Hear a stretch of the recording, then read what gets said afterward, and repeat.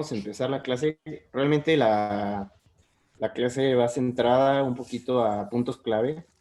No va a ser tanto la situación de volver a repasar la fisiopatología y todo lo demás, sino que a lo mejor algunos puntos que en lo personal a lo mejor siento que, bueno, a mí se me llegan a complicar y pues que a lo mejor el resto lo puede llegar a encontrar interesante. Y al final pues les dejo unas referencias en las que viene pues bastante mejor explicado toda la parte de clínica, diagnóstico y tratamiento para ahondar un poquito más. Ok, entonces pues la dinámica va a ser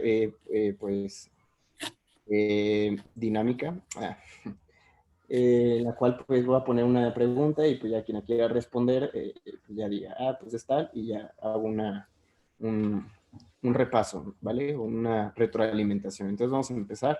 Están muy sencillas, la verdad, y pues bueno, a ver, espérenme.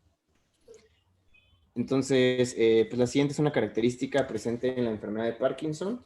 Tenemos estas 4 opciones: pérdida de neuronas dopaminérgicas, presencia de cuerpos de Lewy y despigmentación de la sustancia negra, o todas las anteriores. Entonces, no sé quién tenga la respuesta.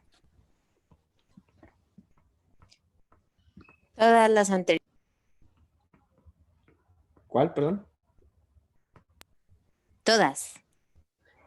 Todas, ok. Muy bien. Pues sí, es todas las anteriores. Vamos a ver que pues dentro de la fisiopatología de la enfermedad de Parkinson, de lo más importante es, o lo que se encuentra en los hallazgos anatomihistopatológicos, es la pérdida de las neuronas dopaminérgicas con despigmentación de la parte compacta de la sustancia negra y la presencia de los cuerpos de Lewy, estos cuerpos, bueno, estas inclusiones, ¿no?, intraneuronales, que van a ser compuestas por el mal plegamiento de la alfa-sinucleína y ubiquitina, que pues realmente aquí tenemos el diagrama de la fisiopatología muy simplificado de cómo interactúan los diferentes factores ambientales, la edad, factores genéticos y algunos otros factores que no se han descrito todavía. Dentro de la piedra angular de la fisiopatología, pues está el malplegamiento de la alfa-sinucleína, por eso esta enfermedad entra dentro de la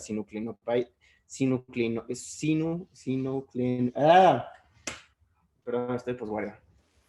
Sinucleinopatías. Perdón, ya. Entonces, pues no se van a plegar adecuadamente, y aparte de que no se pliegan adecuadamente, pues vamos a tener afectada el aclaramiento de estas proteínas.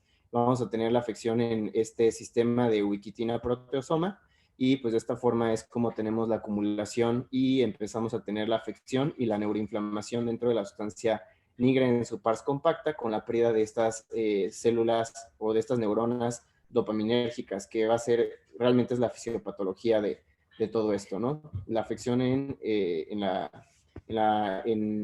regulación dentro de los ganglios basales. Entonces, la siguiente pregunta, pues vamos a ver cuál es el signo o síntoma que corresponde al estadio prodrómico de la enfermedad de Parkinson. La A, demencia; B, disfagia; C, alteraciones del sueño REM; o D, inestabilidad postural. ¿Alteraciones en el sueño, REM? Sí. Eso, Lolita, vámonos. No, pues ya Lolita está hecha. Haz el examen por nosotras.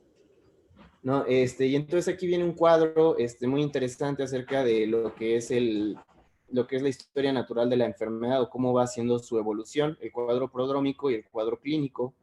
El cuadro prodrómico puede anteceder de 5 a 10 años el cuadro clínico, y esto van a ser principalmente síntomas no motores, a comparación del cuadro clínico, la parte ya clínica, que lo que predominan, pues, o con lo que vamos a hacer el diagnóstico son los síntomas motores. Entonces, aquí lo tenemos. Durante el transcurso del tiempo van incrementando tanto los síntomas motores y también van a ir aumentando los no motores. Sin embargo, en este lapso, cuando hacemos el diagnóstico, pues cuando son más importantes o lo que más nos van a generar una alteración en la funcionalidad del paciente, pues son los motores. Y pues tenemos una división de los premotores, no motores y los síntomas motores de la enfermedad de Parkinson, que vamos a ir revisando a lo largo de la de la presentación, pero aquí pues era lo que se respondía a la pregunta, ¿no? ¿Cuáles son los principales síntomas premotores que llegamos a tener dentro del cuadro prodrómico? Antes de que nosotros tengamos, ¿cómo se llama? La parte motora, pues la constipación, anosmia, la alteración en el sueño REM y depresión. Entonces, estos son los principales que llegamos a tener dentro de la expresión del cuadro clínico. Y pues esta alteración en el sueño REM, pues vamos a tener, o lo va a reportar generalmente, a lo mejor no tanto el paciente, sino que pues el familiar es el que nos puede estar refiriendo, ¿no? Que tenga alteraciones dentro de su sueño. Ok, siguiente pregunta. Dentro de los síntomas no motores, ojo, de los síntomas no motores de la enfermedad de Parkinson, ¿cuál de los siguientes corresponde a los sensoriales? Porque pues vamos a tener diferentes tipos de síntomas no motores, ¿no? Pero ¿cuáles de estos corresponde a los sensoriales? Entonces, la opción A tenemos acaticia, opción B tenemos ansiedad, opción C somnolencia diurna o opción D disfunción sexual.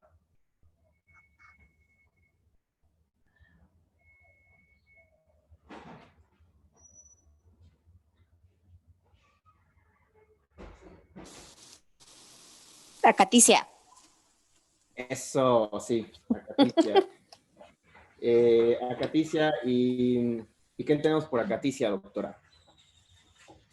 Acaticia es como una sensación de no poder estar quieto, como que tienes que estar en movimiento constante. Sí, es esa, de hecho, por eso entra dentro de esta parte de los síntomas no motores y es sensorial, porque el paciente percibe pues una intranquilidad, pues generalmente en las piernas lo refieren, en la cual pues no pueden estar quietos, tienen que estar separando, se sientan, se paran, se sientan y así van a estar desarrollándose. Entonces, pues aquí les tengo pues una clasificación o una tabla. Todo esto pues se los va a pasar al final porque son realmente recuadros en los cuales pues son como nuestro acordeón, ¿no? Aquí están las características no motoras de la enfermedad de Parkinson y la podemos dividir en 4 grandes rubros, que son los síntomas sensoriales, los síntomas autonómicos, los neuropsiquiátricos y las alteraciones en el sueño. Y dentro de los sensoriales, como comenta la doctora Leida, pues aquí tenemos la acaticia, que pues a lo mejor son los que luego se nos llegan a pasar más, los sensoriales, el que más reconocemos todos y es de las preguntas típicas de examen, pues es la hiposmia, ¿no? Pero también hay que recordar que podemos tener parestesias, dolor, acaticia, síndrome de las piernas inquietas y fatiga, y pues el resto de los síntomas de las disautonomías, los neuropsiquiátricos y las alteraciones en el sueño. Ok, y aquí a continuación en estas tablas, que también les voy a dejar ahí para que los puedan consultar de una manera rápida, pues está la frecuencia con la cual aparece cada uno de estos síntomas para que nosotros veamos que, pues a lo mejor de manera intencionada tendremos que estar preguntando acerca de estos síntomas, ¿no? Que pues bueno, entonces ahí se los voy a dejar para que lo puedan consultar más adelante. Siguiente pregunta. El siguiente no forma parte de los síntomas motores cardinales de la enfermedad de Parkinson. Y pues bueno, esta pregunta pues es de las claves o de las bases que debemos de tener. Entonces no sé si hay algún R1 que esté conectado que nos pueda contestar. ¿Cuál de estos no es un síntoma motor cardinal de la enfermedad de Parkinson? Temblor en reposo, inestabilidad postural, disinesia o ninguna de las anteriores.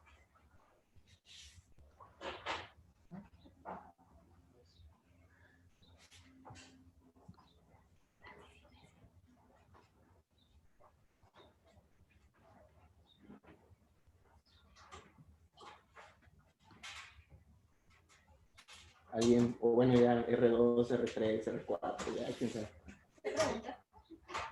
El nefta se salió. Tengo un micrófono. Chavos. Ay, están todos juntos. A verlos. ¿Cuál, perdón?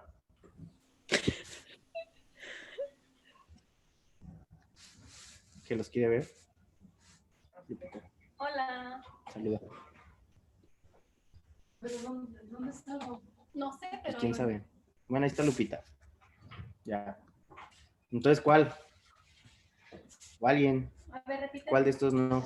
¿Cuál de la siguiente no forma parte de los síntomas motores cardinales de la enfermedad de Parkinson? Temblor en reposo, inestabilidad postural, discinesia o ninguna de las anteriores. Ninguna de las anteriores. Disinesia. Disinesia, porque es asinesia, ¿no? Ujú. Ok, Disinesia, aparte de disinesia. ahí había una trampita, ¿no? Y bueno, entonces repasando los síntomas cardinales, los podemos englobar en esta mnemotecnia que es TRAP, ¿ok? Que se refiere a temblor, el cual pues se va a presentar en el 90% de los casos y va a ser el primer síntoma motor, se va a presentar generalmente en reposo. Hay que recordar que aquí en esto de que se presenta en reposo, el paciente tiene que estar totalmente pues tiene que estar en posición de supina, ¿sale? Y generalmente va a ser inicio asimétrico y este movimiento van a ser estos movimientos repetidos de pronación, supinación de las extremidades. Y este síntoma, que es el temblor, tiene menor respuesta a la levodopa. El otro síntoma cardinal que vamos a tener, que es la R, es la rigidez, que va a ser en rueda dentada. Después tenemos la A, que corresponde a cinesia y bradicinesia, que en este caso, pues aquí es donde tenemos luego la confusión entre los diferentes términos, ¿no? Entonces, asinesia y bradicinesia son parte de la sintomatología con la cual debuta el paciente. En la pregunta, pues venía disinesia, y la disinesia, pues va a ser, está relacionada o está asociada con los efectos que nos va a provocar el tratamiento, ¿no? Que ahorita más adelante también lo vamos a ver acerca de estos síntomas que nos llega a causar el tratamiento para la enfermedad de Parkinson. Y entonces la cinesia pues va a ser la ausencia de movimiento y la cinesia pues la disminución del mismo, el cual pues a la exploración generalmente ponemos al paciente a que escriba y va a presentar micrografía. Si nosotros lo ponemos a escribir oraciones seguidas, vamos a ver que poco a poco va a empezar a hacerlas de manera más cortas, la longitud. El otro es la inestabilidad postural, que va a ser la última de las manifestaciones cardinales que van a aparecer, y esta va a ser una de las complicaciones, o va a ser de los síntomas muy resistente al tratamiento con levodopa, y de hecho pues se menciona como una de las complicaciones que van a ser refractarias a pesar del tratamiento que nosotros le demos con medicamentos, ¿sale? La inestabilidad postural. Ok. Siguiente pregunta. El diagnóstico de la enfermedad de Parkinson se realiza con base a opción A, neuroimagen; opción B, biomarcadores; opción C, clínica; opción D, estudio genético. ¿Sospecha clínica? Ok, sí, efectivamente, la sospecha clínica. Actualmente la neuroimagen únicamente nos va a ayudar para pues, diagnósticos diferenciales en caso de que nosotros pensamos en un parkinsonismo atípico, que pues en otra clase vamos a ver cuáles son las imágenes típicas en las diferentes patologías, como en la parálisis supranuclear o en la atrofia de sistemas múltiples. Biomarcadores, hasta el momento ninguna guía recomienda la realización rutinaria de estos biomarcadores en el estudio para su diagnóstico, y tampoco el estudio genético. Lo único que nos recomiendan, o más bien el diagnóstico de la enfermedad de Parkinson, es un síndrome clínico, ¿ok? Entonces así es como lo tenemos que hacer con la sospecha clínica, y vamos a ver que tenemos diferentes criterios diagnósticos que se han desarrollado, ¿ok? Entonces vamos a tener que hay criterios centrales, o hay criterios clave, puntos clave que nos pueden hacer la sospecha del diagnóstico. Hay criterios de exclusión y hay criterios que nos dan apoyo hacia nuestro diagnóstico. Entonces, para nosotros poder hacer este diagnóstico, pues tenemos que aplicar, bueno, tenemos que hacer la evaluación clínica, pero para hacerlo de una manera ordenada y estandarizada, pues se han desarrollado varias escalas, dentro de las de las dos que están más validadas y que más utilizamos son los criterios UKP-DSBB, en la cual tenemos diferentes pasos que tenemos que seguir. El primer paso es que nosotros hagamos el diagnóstico de un síndrome parkinsoniano. Entonces, con lo que debe de cumplir esta sospecha clínica, debe de presentar bradicinesia, que pues nos lo define como un enlentecimiento de la iniciación de cualquier de los movimientos voluntarios con su progresiva reducción en la velocidad y en la amplitud ante repetidas acciones, que era lo que les comentaba. Ponemos al paciente a repetir la misma frase que la escriba y cada vez vamos a ver que la amplitud se va a ir disminuyendo y también su velocidad es la que va a presentar. Y entonces esta bradicinesia tiene que al menos acompañarse con alguno de los siguientes, que es la rigidez muscular, la cual vamos a explorar y tiene que presentarnos este signo de rueda dentada. Debe tener un temblor en reposo, el cual tiene una frecuencia de 4 a 6. Vamos a ver que en otros tipos de temblores, por ejemplo, el temblor esencial, la frecuencia pues es mayor, la tenemos de 8 a 10, ¿no? De 6 a 8. Y otra vez hacer hincapié que el temblor en reposo tiene que ser totalmente el paciente relajado y tiene que estar acostado para que nosotros lo podamos considerar reposo.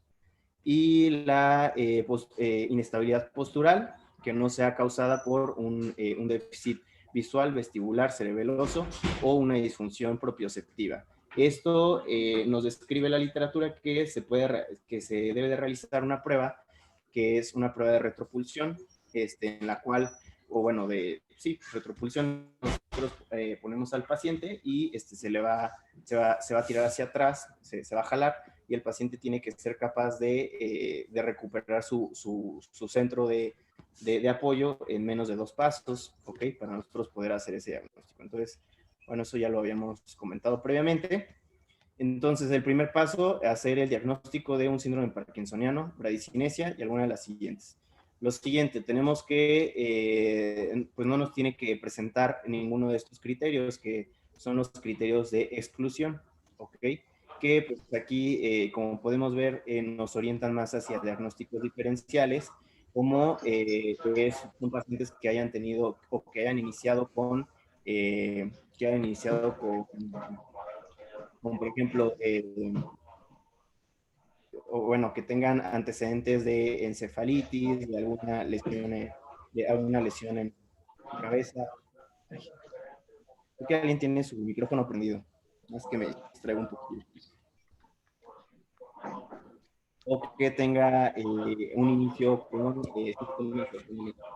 Vamos a ver en el resto de las enfermedades o de los diagnósticos diferenciales, vamos a ver en las siguientes clases, pues lo que van a predominar es que el inicio no es tanto con los síntomas motores, por lo que llegamos al diagnóstico de inicio, sino que es a lo mejor la disfunción cognitiva, o algunos presentan demencia temprana, o es la presencia de disautonomías importantes, o la historia repetidas de caídas, o que tengamos alguna discapacidad previa.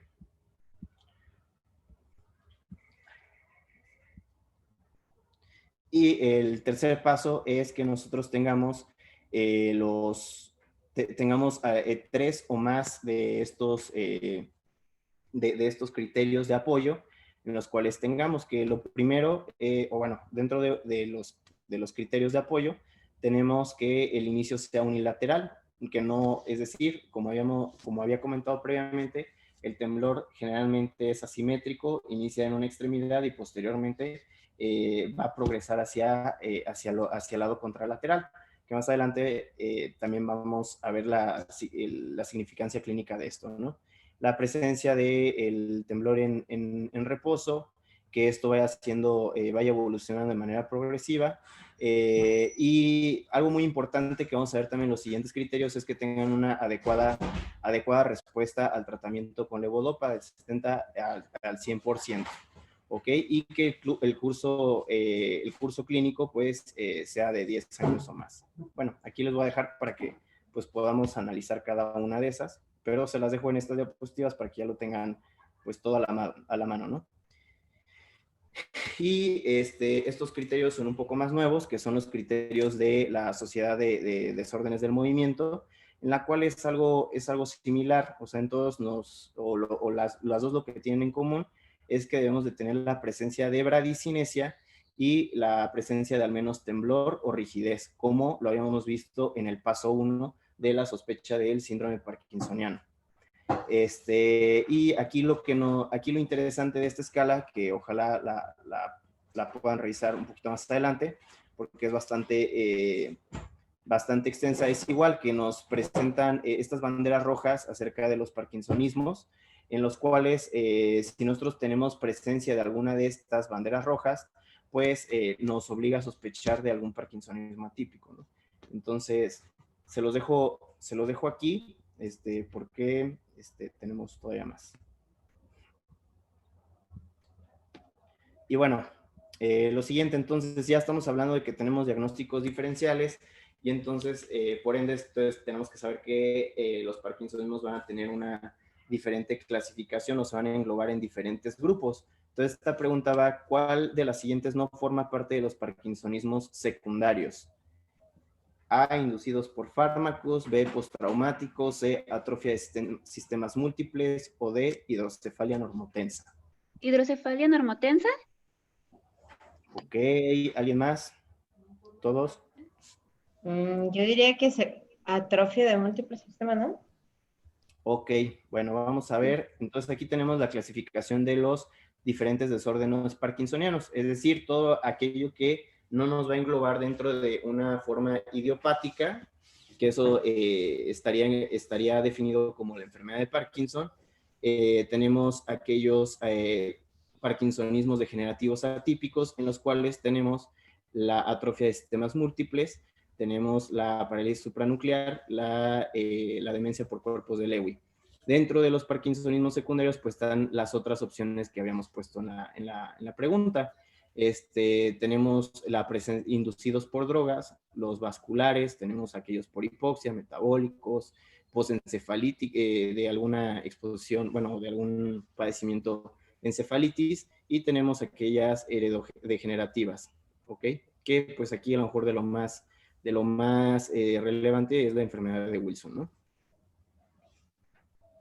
Entonces, pues también ahí se las dejo para que lo tengan a la mano esta clasificación acerca de cómo Entonces se... era hidrocefalia, ¿verdad?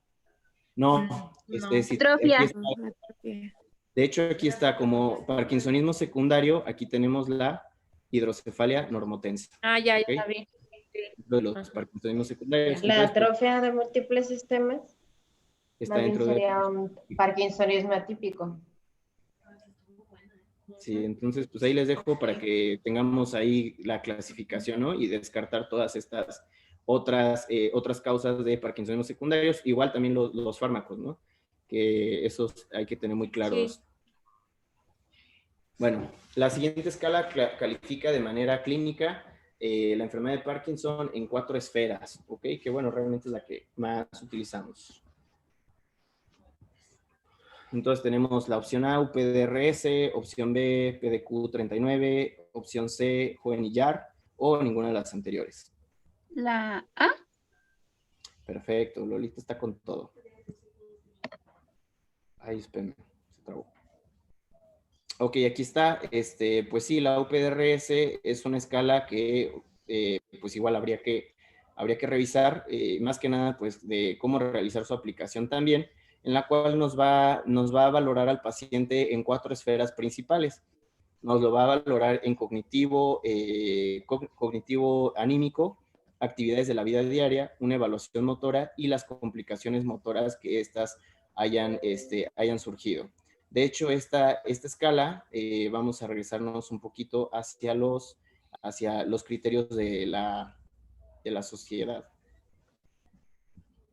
de trastornos del movimiento, en la cual tenemos que uno de los criterios que nos apoyan es, como en los previos que habíamos visto, la respuesta hacia la levodopa. Pero aquí sí nos marca que debemos de tener una mejoría del 30% en esta escala. Esto es lo que vamos, así de esa forma nosotros vamos a medir la actividad pues de la enfermedad. Entonces nosotros tendríamos que aplicar al principio, o tenemos que aplicar al principio un UPDRS y posteriormente al inicio del tratamiento tenemos que valorar si la respuesta tenemos del 70 al 100%, que es lo que aquí mencionan, o sea, tiene que ser más del 30% en la mejoría de esta escala.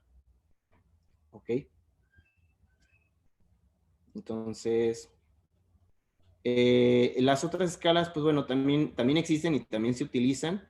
Y la segunda opción que puse es la PDQ-39, es una evaluación que el mismo paciente nos va a autorreportar acerca de su calidad de salud en el último mes. Y por último, la escala de Hoehn-Yahr nos va a describir 5 estadios de la enfermedad de acuerdo a aquí es lateralidad e incapacidad resultantes de la sintomatología. Entonces va a ir progresando de acuerdo a si es unilateral, si es bilateral y cómo va haciendo la afección hacia la región apendicular o la región axial. Entonces aquí también está la escala en la cual pues nosotros vamos viendo la progresión. Algo importante, no es necesario que el paciente pase por todas las etapas, no es necesario que vaya en orden. Entonces, porque a veces pensamos de que deben de ir deben de ir en orden y así estrictamente lo vamos a ir evaluando al paciente. Puede que en algunas ocasiones pues tengamos el salto de una etapa a otra, ¿no? Sin pasar por una intermedia. Ok, y aquí viene pues la parte que a lo mejor más nos llega a interesar o la parte que puede llegar a ser complicada. Entonces vamos a tener diferentes escenarios acerca del inicio de los fármacos para Parkinson. Y pues bueno, pues para no poner un caso clínico tan largo, pues así nos vamos a un caso muy puntual. ¿Cuál sería el tratamiento de elección de inicio ante un paciente con mayores comorbilidades y mayor discapacidad? Es decir, un paciente con un inicio de mayor de los 65 años, que tenga varias comorbilidades e incluso pues pueda tener a lo mejor algún evento vascular previo. Entonces aquí pues está un poquito, bueno, lo voy a aclarar con la retroalimentación. Pero a ver, si tuviéramos un paciente con mayores comorbilidades y discapacidad, ¿cuál sería el tratamiento de elección? Inhibidores de la MAO, agonistas dopaminérgicos, levodopa o anticolinérgicos. Levodopa. Sí. Levodopa, ok. Bueno, es lo que yo siempre, pero pues a lo mejor no estoy Sí, bien. de hecho, aquí es lo que está recomendado. O sea, si nosotros tenemos mayores comorbilidades o una edad más avanzada, lo ideal es que iniciemos con la levodopa, porque el resto de los fármacos que aquí están enunciados pueden tener mayores efectos adversos a los que si lo iniciamos en un paciente más joven. Que ahorita vamos a ver en un paciente más joven cuáles son entonces los medicamentos que pues están indicados a lo mejor en estas revisiones que tengamos que iniciar, ¿no? Pero en pacientes con mayores comorbilidades o incluso con algún deterioro cognitivo previo o que ya tenga alguna alteración en sus actividades de la vida diaria, lo que nos recomienda es el inicio de la levodopa, ¿ok? Y todos los demás fármacos pues tienen que ser usados de manera con mucha precaución por los efectos que llegan a tener, que ahorita se los voy a poner aquí para que los tengan también los tengan en cómo se llaman, los tengan en cuenta. Y bueno, a diferencia del paciente a lo mejor con mayor edad o con mayor comorbilidad, en el tratamiento en el paciente joven, va a ser diferente. ¿Por qué? Porque estos pacientes van a ser más propensos a la presencia de discinesias por levodopa.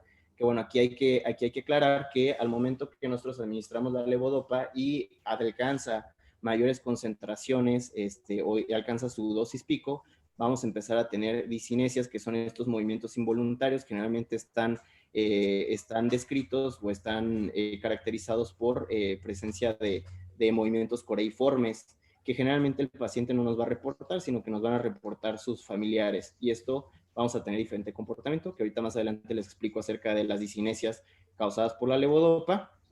Estos pacientes van a tener mejor pronóstico a largo plazo. Si iniciamos levodopa en paciente joven, a largo plazo sí le va a ayudar, va a tener un beneficio motor y va a tener una menor discapacidad. Sin embargo, pues lo que se recomienda como primera línea son los inhibidores de MAO, que a lo mejor ahí pues hay mucha controversia, ¿no? Pero bueno, ahorita a lo mejor al final podríamos hacer una retroalimentación más amplia.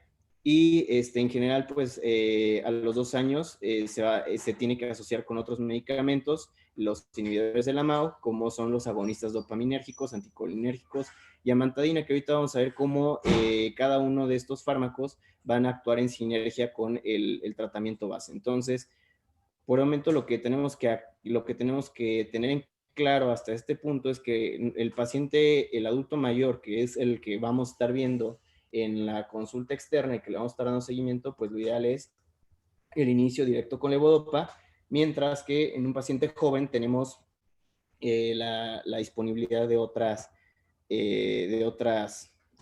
terapéuticas.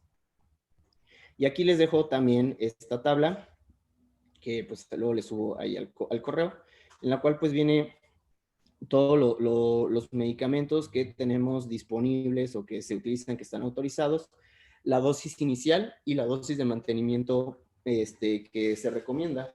Y tenemos cuáles son los mayores efectos adversos, ¿no? Que como nosotros podemos ver, por ejemplo, levodopa, carbidopa, pues incluso aquí lo que llama la atención, por ejemplo, la dosis de mantenimiento es inicial, nos dice 25 a 100 2 veces al día. Sin embargo, la dosis de mantenimiento, pues aquí nos comenta que va a ser variable. Y ahorita vamos a ver a qué se refiere con esa variabilidad en cuanto a la dosis y en cuanto a la frecuencia, que eso es algo que tenemos que tener muy claro al momento que nosotros manejamos levodopa, carbidopa y los efectos adversos mayores, ¿no? Que en este caso serían náuseas, hipotensión ortostática, alucinaciones y mareo. Y otro de los fármacos que vamos a estar viendo que generalmente llegan a nuestros pacientes son los agonistas dopaminérgicos. El prototipo, pues el pramipexol, en la cual generalmente los efectos adversos que se asocian a ese medicamento es la presencia de náuseas, alucinaciones, desórdenes de control de impulsos, hipotensión ortostática y el edema. Y bueno, entonces aquí les dejo para que lo tengan para pues, el estudio posterior de los fármacos y sus efectos adversos. Entonces, siguiente pregunta. ¿Cómo se le denomina al efecto de fluctuación del efecto de levodopa en el que se presenta sintomatología motora de la enfermedad de Parkinson antes de la siguiente dosis? O sea, bueno, creo que ahí quedó un poquito raro el planteamiento, pero bueno, lo que quise decir en el momento de realizar esa pregunta es que ¿cómo se le denomina esa fluctuación que llegamos a tener o que llega a presentar nuevamente los síntomas de la enfermedad, los síntomas motores de la enfermedad de Parkinson antes de que pues le toque su siguiente dosis? Le damos una dosis, se mantiene sin síntomas motores de la enfermedad de Parkinson y de repente los empieza a presentar antes de que presente. Entonces tenemos estas opciones, que es opción A, el estado on, opción B, estado off, opción C, wearing off, o D, ninguna de las anteriores. Ya sé. La C, perfecto. Doctora, ¿nos podría ilustrar acerca de lo que es el wearing off?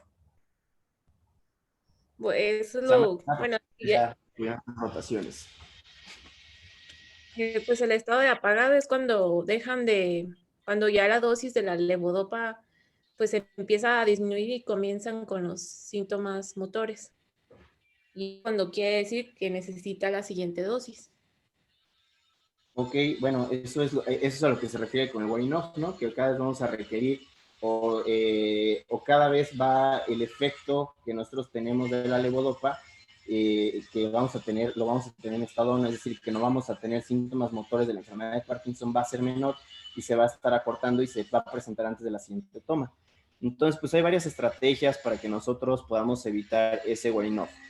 Pero bueno, entonces aquí traté de hacer una síntesis acerca de estos efectos de fluctuación del wearing off, y se va a presentar debido a la progresión de la enfermedad y el cual también se asocia combinado al uso crónico de levodopa. Es decir, entre más tiempo el paciente tenga con la enfermedad de Parkinson y entre más tiempo esté tratado con levodopa, más probabilidad de presentar este efecto de wearing off. La frecuencia se va a incrementar con el tiempo estimado de 10% con año después de iniciada la levodopa. Entonces, cada año, pues vamos a tener 10%, se va a ir incrementando 10% el riesgo de que empecemos a presentar este efecto de wearing off. vamos a tener mayor riesgo de presencia de este efecto a menor edad de inicio de la enfermedad y el mayor tiempo de uso con la levodopa y a mayores dosis de levodopa. Los pacientes que nos debutan con características clínicas asinética, con asinesia, rigidez, van a tener, se ha visto o se ha comprobado que tenemos un menor riesgo del desarrollo de fluctuaciones comparado con el cuadro en el cual lo que predomina es el temblor. Va a tener menor impacto en calidad de vida comparado con discinesias por levodopa. ¿Qué quiere decir esto? Que dentro de los efectos que nosotros tenemos de la levodopa o que nos va a hacer un wearing off, es decir, que va a volver a tener los síntomas motores de la enfermedad de Parkinson, o también vamos a tener, al momento que tenemos el pico de la concentración de levodopa, va a presentar discinesias, estos movimientos involuntarios del paciente. Pero se ha demostrado que de estos dos efectos, de las discinesias o del wearing off, lo que más condiciona la calidad de vida del paciente es la presencia del wearing off. Entonces, porque luego dicen, pues ya no le voy a iniciar o ya no le voy a cortar las dosis de levodopa por el riesgo de las discinesias, pero realmente el impacto a la calidad de vida es menor de las discinesias comparadas con las fluctuaciones motoras. Y algo importante que hay que tomar en cuenta es que al momento que nosotros administremos el medicamento, podemos tener interacción con proteínas animales o incluso también la presencia de Helicobacter pylori afecta la absorción de la levodopa. Entonces, algo que pues, también ahí está como en desarrollo, en estudio, y se recomienda por eso la toma de la levodopa 30 minutos antes de los alimentos para que su absorción sea adecuada y no interactúe con el contenido gástrico y pues bueno, y tengamos entonces alguna alteración ahí.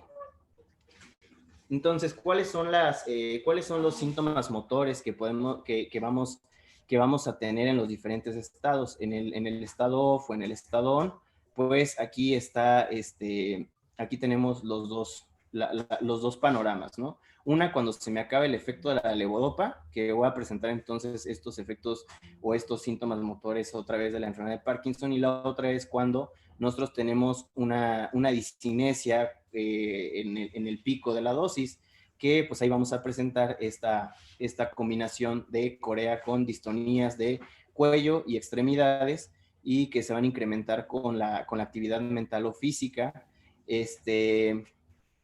Y pues bueno, entonces aquí también les dejo estas dos variantes clínicas para que pues lo revisemos con mayor detalle cada una de estas y nosotros podemos identificar o podamos saber pues cuando nuestro paciente tiene un efecto por el pico, por la acción de la levodopa, y otro por ya la ausencia o disminución de su concentración. Y aquí están los síntomas no motores, ¿ok? Que son bastantes, que también aquí se los voy a dejar para que los tengan ahí rápido, ¿no? Y aquí están las estrategias que nos recomiendan para que nosotros tomemos en cuenta o que podamos hacer para evitar este efecto de wearing off, que pues una de las opciones es la asociación de un segundo medicamento. Dentro de ellos, los que nos recomiendan son los agonistas dopaminérgicos, los inhibidores de la metiltransferasa, de la catecolamina metiltransferasa, y los inhibidores de la MAO. ¿Ok? ¿Esto por qué? Porque vamos a disminuir con los inhibidores de la catecolamina metiltransferasa. Lo que hace pues es la eliminación como tal del metabolito activo de la levodopa. Entonces vamos a tener un mayor tiempo presente o mayor tiempo las concentraciones de levodopa en el cuerpo, y con eso pues tratamos de disminuir el tiempo la presencia del wearing off. Pero pues con lo mismo pues podemos tener un incremento en la presencia de las discinesias provocadas por la levodopa. ¿Ok? Y pues otra de las estrategias que nos comentan es que podemos utilizar preparaciones de liberación extendida de levodopa carbidopa para que se esté liberando de una manera pues más prolongada, y de esta forma tengamos mayor tiempo disponibilidad del medicamento en circulante. ¿Ok? Y bueno, a ver, La siguiente no es característica de discinesia por levodopa. La primera, o sea, ¿cuál de las siguientes no es característica de discinesia por levodopa? La discinesia inicia generalmente en el lado donde inició los síntomas por enfermedad de Parkinson. La discinesia dosis pico se da entre 1 a 2 horas posterior a la dosis. La característica clínica es una mezcla de movimientos coreiformes y distonías con afección a cuello, extremidades y tronco. O la D, solamente se debe tratar las discinesias si interfieren con las actividades del paciente.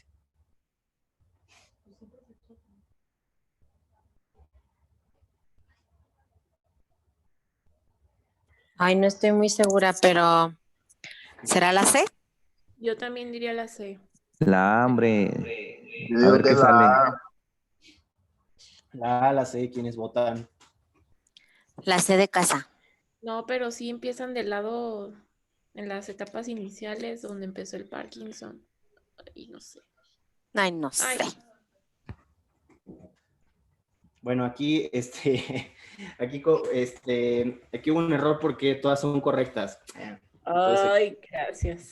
aquí todas son correctas. Sí, va a iniciar generalmente del lado donde inició los síntomas por la enfermedad de Parkinson.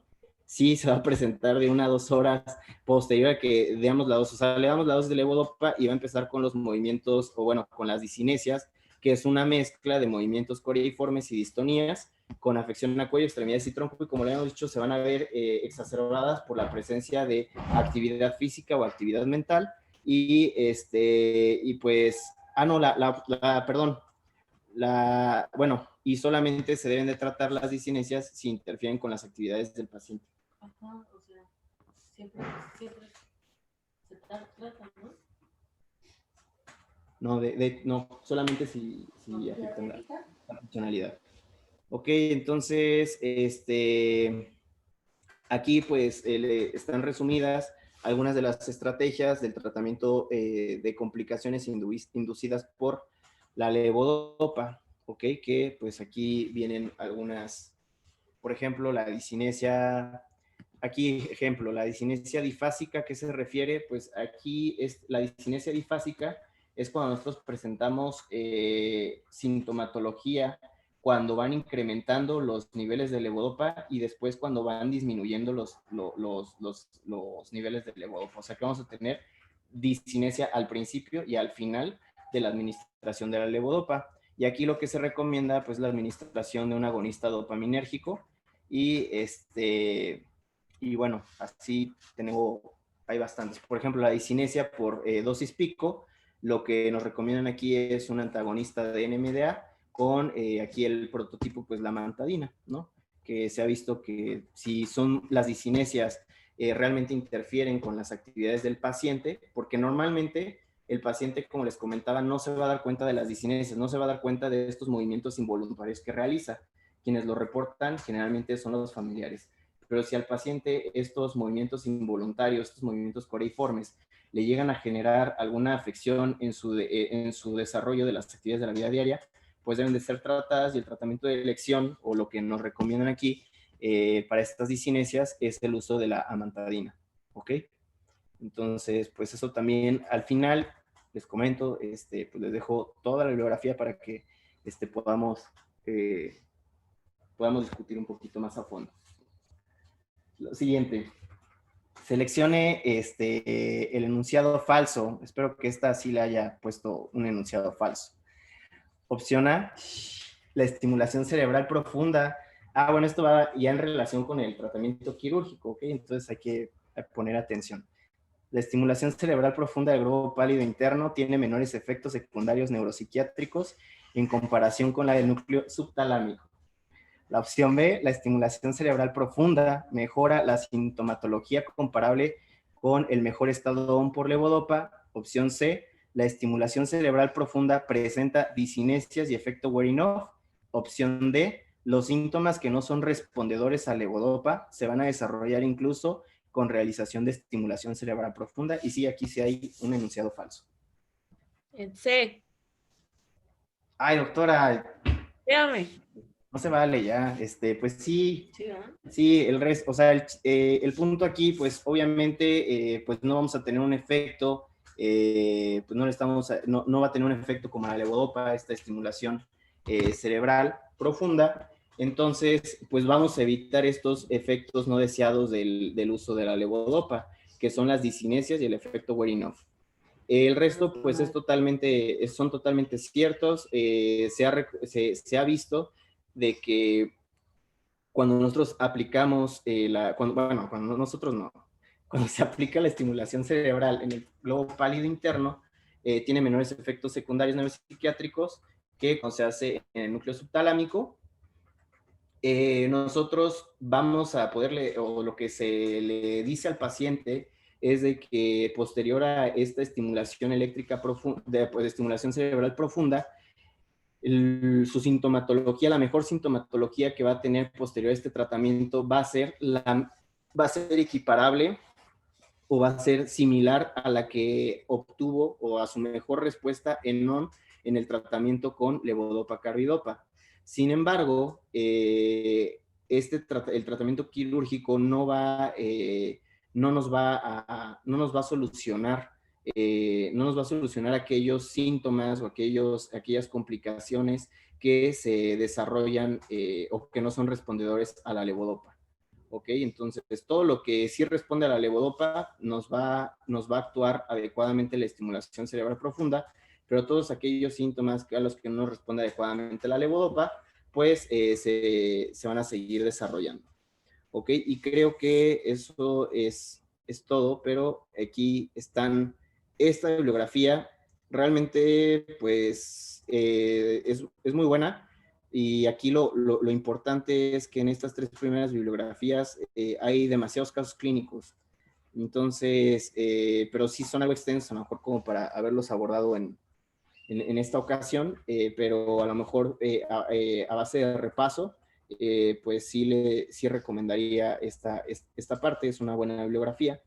Y pues ahí viene el caso clínico, viene el análisis y viene pues la resolución del mismo, ¿no? Que aquí pues a lo mejor es un poco complicado la parte de pues el tratamiento o incluso la parte clínica.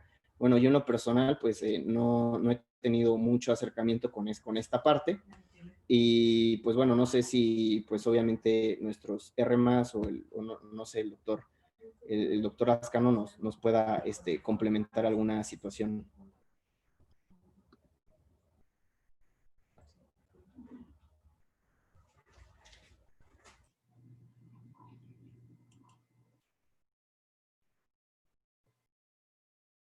Muy bien. Ajá. Muy bien. Ok, a ver, lo que sería interesante ver desde el principio, ¿qué son? A ver, ¿qué entienden por discinesias? ¿Entienden lo que es una discinesia?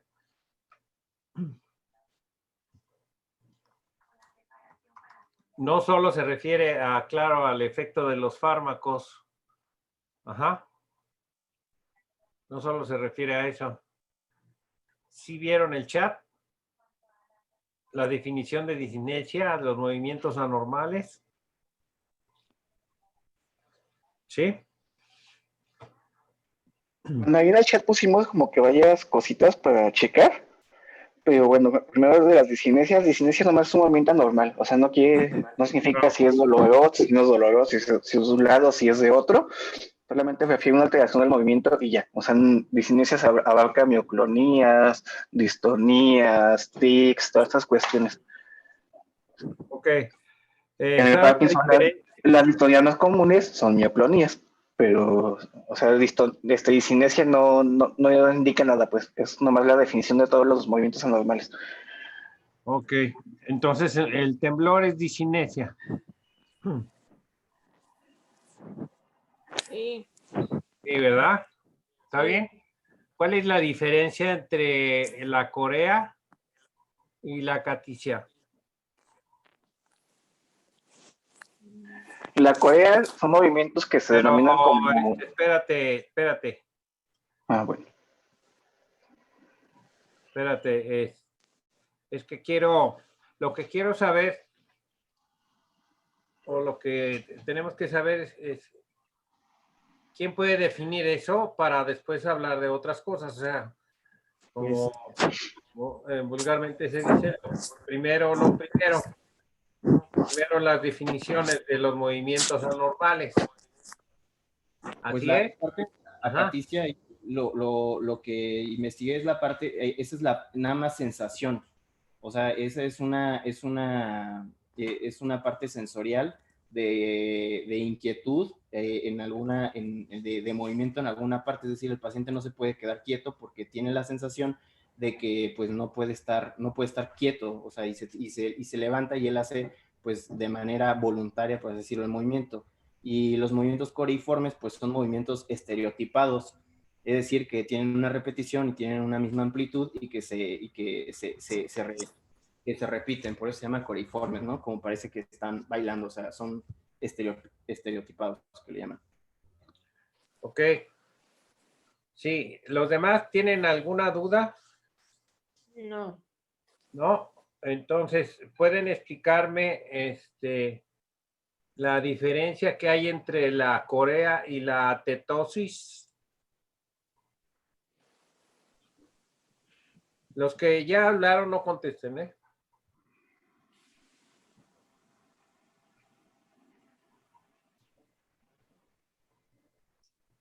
A ver, no se acuerdan, ¿verdad? Todos los demás no se acuerdan, por lo que me están dando a entender, ¿no? Pues de hecho es en la, bueno, No, tú no contestes, Carlos. Lo que quiero ver es que los demás no están bien enterados, o sea, no tienen bien claro eso,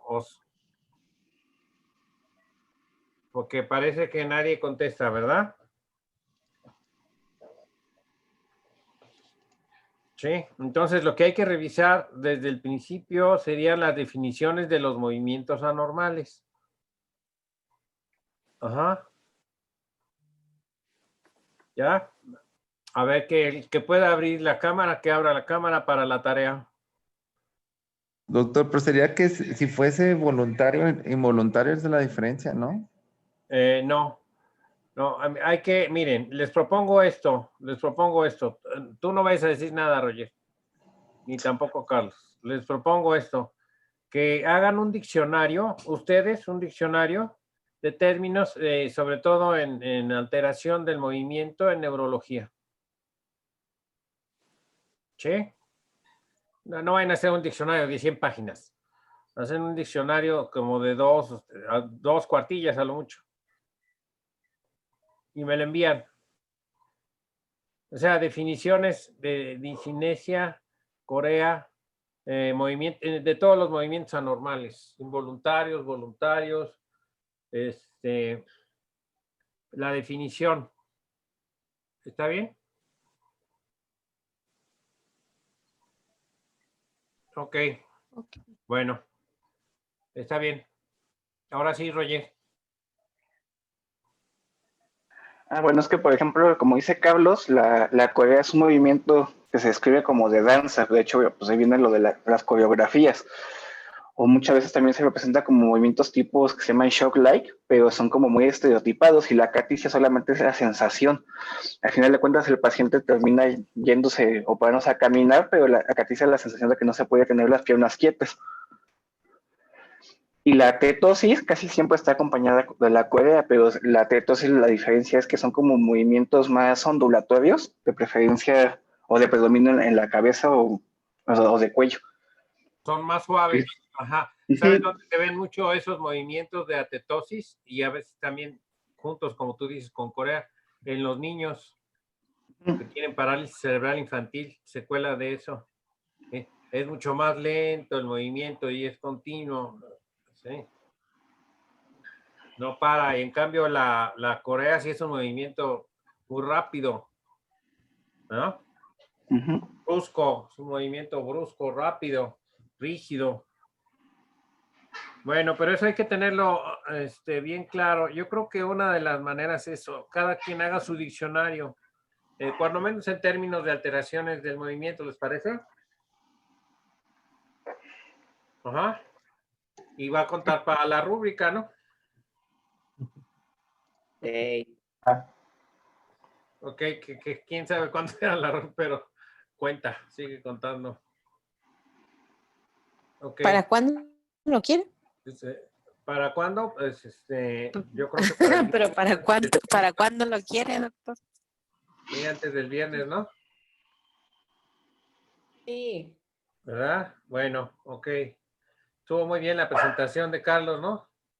Demasiado bien. Sí, excepto por la pregunta con chanfle, como dijo, estuvo bien. Ok. Nada más hay dos puntillos que vi en el chat de que estábamos preguntando. El movimiento clásico o la característica de Parkinson es la bradicinesia, no se vayan con la finta de que es el temblor. No sabe todos los síntomas que tiene el Parkinson, la bradicinesia es como que clásico.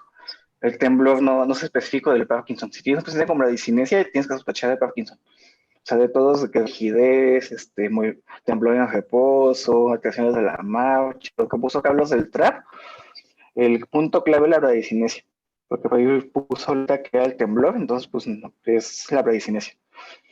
Y hay una teoría de que los síntomas premotores y esos del que se estriñen los pacientes, luego dejan doler y todas esas cuestiones, es una teoría que todavía no está muy validada, pero como que van dando por ahí, que ciertas bacterias a nivel gastrointestinal no especificadas hacen como cierta función como de si fueran priones, entonces empiezan a afectar la mucosa gastrointestinal y empiezan a acumular alfa-sinucleoproteínas ahí a nivel también gastrointestinal y se va haciendo una vía ascendente, entonces por eso los síntomas son ascendentes, primero empiezan con cosas así como estreñimiento, pues obviamente pues ya tienen alteraciones de la deglución, del sueño, entonces esos son como síntomas que van en ascenso hacia del intestino hacia el cerebro, se llama teoría de Brack, igual para que lo chequen, son 5 estadios. Sí. Y otra característica es la que no va conmigo. O sea, yo prefiero no ver pacientes con enfermedad de Parkinson. ¿Por qué? ¿Prefiere no ver? Ajá, no. No, y menos ahora. A ver, ¿por qué será? Porque no les entiendo nada. Ah, Van hablando, ¿cómo se llama eso? Van hablando y se van quedando sin voz, y después te hablan así. Cierto. Porque no sé. ¿Me entendieron? Ajá. Ah, pues igual con los pacientes. Ahora imagínalo con cubrebocas, la hipofonía, bradifonía. Ajá. La hipofonía es que es impresionante cómo el paciente no puede comunicarse bien, ¿no? Por esa circunstancia. Sí. Bueno, ok. No sé si César quiere agregar algo o ya nos vamos o qué. No, estuvo bien la clase, me pareció interesante. Dos cosas, que, bueno, la demencia de la asociada a Parkinson, que eso, bueno, también no lo vamos a encontrar así muy común. Generalmente la demencia en Parkinson se presenta de manera tardía, es entre 8 y 12 años después del diagnóstico. Así que, bueno, hay ocasiones que, por ejemplo, pues nos llega un paciente, recién lo diagnosticamos con Parkinson, eh, y bueno, pues también aquí es que a veces, pues, demencia asociada a Parkinson. Generalmente la demencia, ya cuando está asociada a Parkinson, es cuando tiene entre 8 y 12 años del diagnóstico, en este caso de Parkinson. Y el medicamento, bueno, en este caso que sea una demencia asociada a Parkinson, el medicamento, bueno, que más se ha estudiado es la rivastigmina, es con el que más se han hecho estudios y es con el que de alguna manera lo podríamos iniciar el medicamento. Y que, bueno, pues sí, las disinesias tardías, lo que comentaban, que hay ocasiones que sí son muy molestas para el paciente y que esto, bueno, generalmente a veces bajando un poquito la dosis, mejora esto, mejora mucho. ok. Citlali dice que no tiene claro lo que dice, la diferencia entre off, estado off y way off. Ajá. Ajá. Me causa, no sé, o sea, me causa como conflicto diferenciar una de otra. O sea, ¿cuál es la fluctuación y cuándo es cuando se va terminando? No. Ok. Carlos, ¿quieres contestar? Pues bueno, on-off nada más quiere decir si el paciente tiene efecto de levodopa o no. O sea, si está en off, quiere decir que pues tiene los síntomas motores de la enfermedad de Parkinson, o sea que ahí no tenemos el efecto. El wearing off como tal es un efecto dinámico, es una fluctuación. Es simplemente decir que el paciente está presentando los síntomas motores, está presentando el episodio off antes de su siguiente toma. O sea, que cada vez va requiriendo que nosotros hagamos más cortos los periodos de administración del medicamento o que nosotros utilicemos alguna otra medida para evitar estas fluctuaciones. Entonces, uno es como prendido, apagado, y el otro es de que se adecúa o se va acostumbrando, tolerando. Bueno, así es como yo lo conceptualizo. Sí, se traduce así como les puse, desapareciendo, que va desapareciendo el efecto. Realmente nada más es como algo de traducción, pues, o sea, ya muchos nosotros decimos estado off o on, nada más para indicar el estadio, pero o sea, lo correcto es wearing off. Realmente es como una error de traducción, pero es lo mismo. O sea, si está en estado off o está wearing off, es lo mismo. Ajá. Quizá lo que Carlos quiere decir es que está más relacionado con la dosis, ¿no? Con el tiempo en que dar la dosis. ¿Y qué otra cosa es importante considerar en cuanto a eso, a los periodos on-off, cuando tienes un paciente en donde va desapareciendo rápidamente el efecto de la levodopa, que pudiera estar relacionado con la comida? Acuérdense de los alimentos ahí que tienen mucho que ver con la levodopa, ¿no? El estreñimiento. Ajá. César, ¿quieres comentar algo más en relación a esto? No, Doc, bueno, lo que comentó, que prácticamente lo de wearing off y estado off, lo de Citlali, pues prácticamente se entiende, así como dice Roger, de traducción, porque es como un deterioro del fin de la dosis, así se traduce. Y bueno, aquí algo que se me olvidó comentarles, el diagnóstico, como lo comentó aquí Carlos, es clínico del Parkinson. Y el Parkinson, bueno, cuando a veces tenemos un poco las dudas, se recomienda, bueno, hacer una prueba ahí con levodopa. En el caso del Parkinson, generalmente el Parkinson típico, pues mejora con la levodopa, o sea, tenemos una mejoría en este caso de los síntomas. En caso de parkinsonismos atípicos, la diferencia es que estos no responden a la levodopa, ¿sí? O sea, le damos la levodopa y pues no tenemos ninguna respuesta. Okay. Y también hablando del medicamento, digo, por ejemplo, eso que comentó Carlos del Helicobacter pylori, esas cosas se absorben mucho peor que en medios ácidos. Es una sugerencia. Muchas veces se le da a los pacientes, pues, que, aparte de que no coman después de 30 minutos, aparte es que lo puedan ingerir con agua mineral o alguna otra cuestión, porque hace un poquito de efecto buffer en el estómago y se absorbe mejor la levodopa. Ok, no sé si han visto la levodopa gringa. Que parece que ayuda mucho más para evitar los periodos estos de desapareciendo, off, en fin. Esa es de acción prolongada. No sé si, yo no he visto la presentación aquí en México, bueno, hecha en México o importada, en fin.